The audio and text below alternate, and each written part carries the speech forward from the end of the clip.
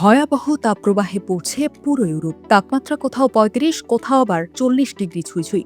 মানুষের জীবন অতিষ্ঠ, কিন্তু এই বিপদের মাঝে এমন একটি খবর শিরোনামে এসেছে যা সবাইকে অবাক করেছে।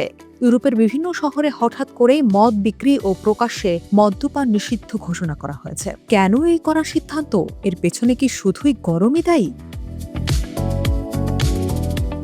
চলতি বছরের জুন মাস ইউরোপের জন্য এক বিভীষিকাময় রূপ নিয়ে এসেছে। জার্মানি, ফ্রান্স, যুক্তরাজ্য থেকে শুরু করে নেদারল্যান্ডস সবখানেই তাপমাত্রার রেকর্ড ভাঙছে।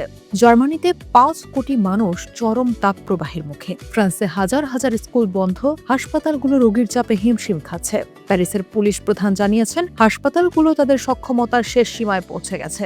নেদারল্যান্ডসের মতো দেশ প্রথমবারের মতো সর্বোচ্চ সতর্কতা জারি করেছে। বিজ্ঞানীরা বলছেন এই ভয়াবহ গরম আসলে জলবায়ু পরিবর্তনের এক সতর্কবার্তা।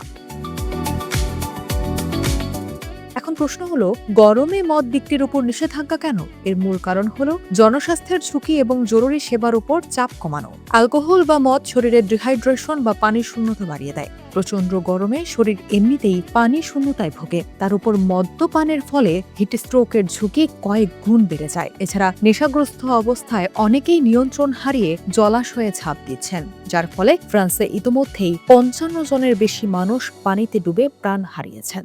হাসপাতালগুলো যখন হিট স্ট্রোক রোগী নিয়ে হিমশিম খাচ্ছেন, তখন মদ্যপানজনিত অসুস্থতা বা বিশৃঙ্খলতা সামলানোর মতো বাড়তি লোকবল পুলিশের নেই। প্যারিসের পুলিশ প্রশাসন তাই হাসপাতালের উপর চাপ কমাতেই প্রকাশ্যে মদ্যপান নিষিদ্ধ করেছে। প্রশাসন স্পষ্ট করে দিয়েছে এটি নিছক কোনো শখ নয়, বরং জীবন বাঁচানোর একটি জরুরি পদক্ষেপ। উৎসবে মেতে ওঠার চেয়ে জীবন রক্ষা করাই এখন প্রধান লক্ষ্য। এই তাপপ্রবাহ কবে কমবে তা এখনো নিশ্চিত নয়, তবে ইউরোপের এই নজিরবিহীন সিদ্ধান্ত আমাদের মনে করিয়ে দেয় প্রকৃতির চরম বিপর্যয়ের সামনে মানুষের তৈরি আইন বা আনন্দ সবটাই তুচ্ছ হতে পারে যদি আমরা সচেতন না হই।